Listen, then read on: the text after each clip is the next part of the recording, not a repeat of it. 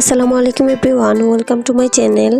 আজকে আমি তৈরি করে দেখাবো আগের দিনের ভাত দিয়ে আর শীতের কিছু সবজি দিয়ে একটি চমৎকার সকালের জন্য নাস্তার রেসিপি।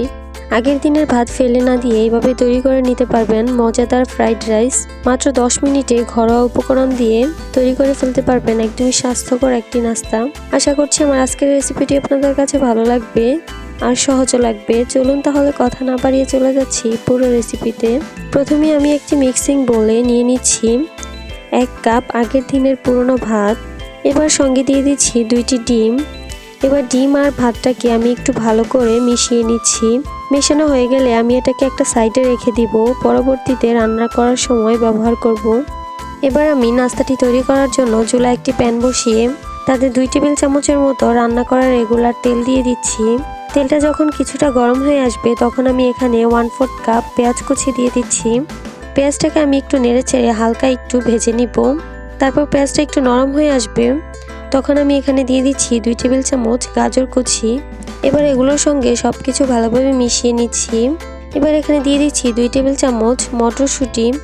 এবার আবারও নেড়েচেড়ে 2 টেবিল চামচ শসা কুচি দিয়ে দিচ্ছি। তারপর দিয়ে দিচ্ছি 2 টেবিল চামচ টমেটো কুচি। এবার আবারও একসঙ্গে খুব ভালো করে সবকিছু মিশিয়ে নিচ্ছি। এবার এখানে দিয়ে দিচ্ছি 1/2 চা চামচ আদা গুঁড়া, 1/2 চা চামচ রসুন গুঁড়া। আদা ও রসুন গুঁড়ার পরিবর্তে আপনারা চাইলে এখানে আদা ও রসুন বাটাও ব্যবহার করতে পারেন। সয়া সস দিয়ে দিচ্ছি 1/2 টেবিল চামচ। এবার সবকিছুকে আবারও একসঙ্গে খুব ভালো করে মিশিয়ে নিচ্ছি। এবার নেড়েচেড়ে এখানে দিয়ে দিচ্ছি 1/2 চা চামচ জিরার গুঁড়া, 1/2 চা চামচ লাল মরিচের গুঁড়া। এই সব কিছুকে আবারও নেড়েচেড়ে মিশিয়ে নিচ্ছি।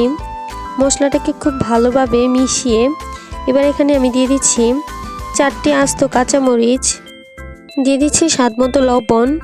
চুলার হিটটা মিডিয়াম লোয়ের মাঝামাঝি রেখে সবজিগুলো প্রায় আধা সিদ্ধ হয়ে গেছে। এখন আমি এখানে আগে থেকে যে ভাত আর ডিমটা রেখেছিলাম মিক্স করে সেটা দিয়ে দিব। ভাতটা দেওয়ার পর চুলার লো হিটে এটাকে খুব ভালো করে নেড়েচেড়ে সব কিছুর সঙ্গে মিশিয়ে নিব। চুলার লো হিটে এটাকে খুব ভালোভাবে নেড়েচেড়ে একসঙ্গে মিশিয়ে নিব।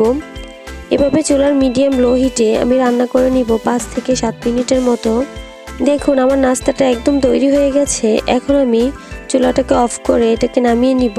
তবে নামানোর আগে এখানে আমি 2 টেবিল চামচ ধনিয়া পাতা কুচি দিয়ে দিচ্ছি। ধনিয়া পাতা কুচিটাকেও একটু ভালো করে নেড়েচেড়ে তারপর চুলা থেকে নাস্তাটা নামিয়ে নিচ্ছি। তারপর আপনাদেরকে পরিবেশন করে দেখিয়ে দিচ্ছি।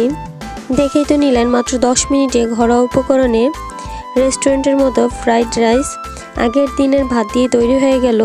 আগের দিনের বেঁচে যাওয়া ভাত দিয়েই আপনারা সকালের জন্য এরকম একটা চমৎকার নাস্তা তৈরি করে নিতে পারেন। আশা করছি আমার আজকের রেসিপিটি আপনাদের কাছে ভালো লেগেছে আর সহজও লেগেছে। যদি ভালো লেগে থাকে অবশ্যই চ্যানেলটি সাবস্ক্রাইব করবেন আর পাশে থাকা বেল বাটনটি ক্লিক করে রাখবেন আমার পরবর্তী ভিডিও নোটিফিকেশন সবার আগে পাওয়ার জন্য। আজকে এই পর্যন্তই। সবাই ভালো থাকবেন। আল্লাহ হাফেজ।